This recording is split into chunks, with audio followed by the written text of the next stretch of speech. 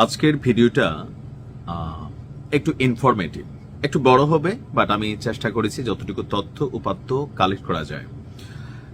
খালেদা জিয়ার এমন দুর্দিনেও কেন সন্তান হিসাবে জনাব তারেক রহমান দেশে আসতে পারছেন না? আমাদের বাংলা একটা কথা আছে, মার্চে যখন মাসির দরদ বেশি হয় তখন বুঝতে হবে যে এখানে একটু ভেজাল আছে।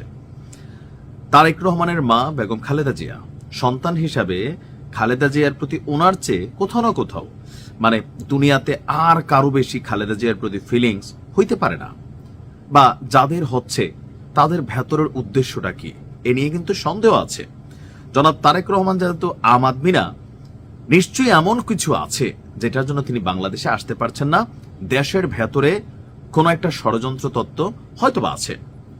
সরকার যেমন বলছে তারেক রহমান দেশে আসতে চাইলে মাত্র একদিনে ট্রাভেল পাস ইস্যু করে দেওয়া হবে, তারপরেও কেন আসছেন না?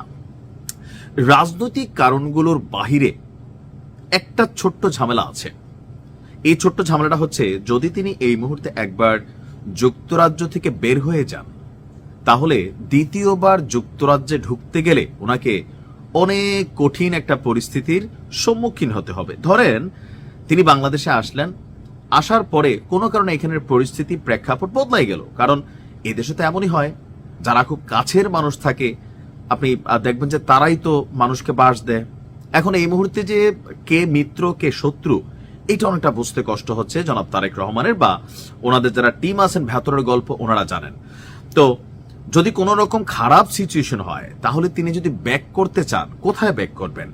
যেহেতু দীর্ঘদিন যাবৎ তিনি যুক্তরাজ্যে বসবাস করছেন, সো তাকে যুক্তরাজ্যে ব্যাক করতে হবে। কিন্তু যুক্তরাজ্যে ব্যাক করতে গেলে যতটা সহজে বের হতে পারবেন ততটা সহজে আর তিনি ঢুকতে পারবেন না। এখন আসুন কেন দেখি তিনি ঢুকতে পারবেন না। কারণ যতগুলো তথ্যসূত্র আমি ঘাটাঘাটি করলাম, তারেক রহমান বর্তমানে যুক্তরাজ্যে রাজনৈতিক আশ্রয় অর্থাৎ পলিটিক্যাল অ্যাজাইলামে তিনি অবস্থান করছেন, এবং এই অবস্থানটা অনির্দিষ্ট কালের জন্য এটার করার সুযোগ আছে। বলা হয়ে থাকে যে ইনডিফিনিট লিভ টু রিমেইন অর্থাৎ ILR নিয়ে তিনি এই মুহূর্তে বসবাস করছেন। তার সঠিক বর্তমান অবস্থা নিয়ে বিভিন্ন সময়ে বাংলাদেশ সরকার এবং তার দল তারা বিভিন্ন রকম বক্তব্য দিয়েছেন। তো রাজনৈতিক আশ্রয়ে তিনি যে সেখানে আছেন সেটা বাংলাদেশ সরকারের পররাষ্ট্র মন্ত্রণালয় এবং বিএনপি উভয় পক্ষই এটা নিশ্চিত করেছে যে তারেক রহমান রাজনৈতিক আশ্রয় চেয়েছিলেন এবং এর অংশ হিসাবে পাসপোর্ট ব্রিটিশ হোম অফিসে জমা দিয়েছিলেন। আর এটা নিয়ে আপনারা জানেন যে ওনার পাসপোর্ট এই মুহূর্তে মেয়াদহীন, আর সরকার তাকে ইমার্জেন্সি, যখন পৃথিবীর কোনো দেশে যখন কোনো বাংলাদেশি থাকে তখন তার যদি পাসপোর্ট হারাই ফেলে তাহলে তাকে দেশে আসার জন্য ট্রাভেল পাস ইস্যু করা লাগে। তো সরকার বলতেছে একদিনের মধ্যে ট্রাভেল পাস দিয়ে দিব, আপনি দেশে আসেন। কিন্তু এবার আসুন বাকি জিনিসগুলা, যে পলিটিক্যাল অ্যাজাইলাম যে ভিসাটা আছে এখানে কি কি সমস্যা হয় যদি আপনি একবার ওই দেশ থেকে বের হয়ে যান।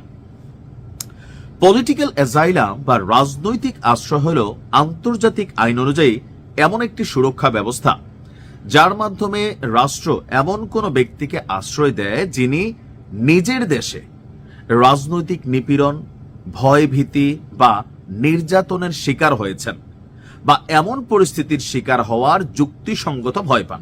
তো জনাব তারেক রহমান সেই 111 সরকারের সময় ওনার উপর যে টর্চার হয়েছে এটা তো সারা পৃথিবী দেখছে, ইন্টারন্যাশনাল নিউজগুলা প্রকাশিত হয়েছে। তো সেই জায়গা থেকে তিনি এই পলিটিক্যাল অ্যাজাইলাম যেটা মানে ভিসা তিনি এটা পাইলেন।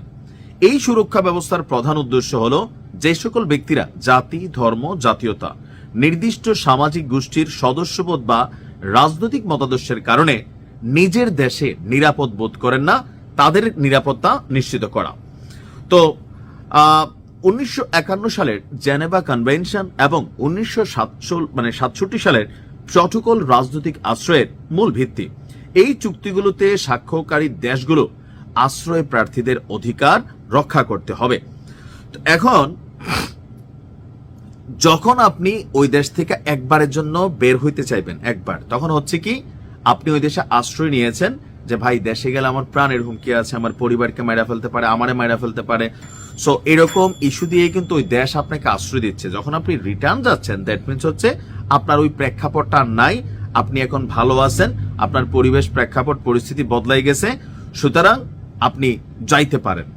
কিন্তু আবার যখন ব্যাকের কাজ লাগবে সাথে সাথে যদি হয়, ইনস্ট্যান্টলি হয় যে তিনি গেলেন, তার পাসপোর্ট ওইভাবে রেডি করা হইতে পারলো না, বা আরো নানান ধরনের ঝামেলা থাকতে পারে। আবার ওনার তো এখনো পাসপোর্ট হয় নাই, উনি ট্রাভেল পাস ইস্যুতে আসবেন।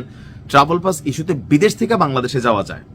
বাংলাদেশে বসবাসকারী বিদেশি নাগরিকরা তাদের দেশের দূতাবাস যেটা ঢাকাতে আছে ওইটার মাধ্যমে তারা বাংলাদেশ থেকে বের হইতে পারবে, কিন্তু কোনো বাংলাদেশি বাংলাদেশ থেকে বের হইতে তার পাসপোর্ট লাগবে।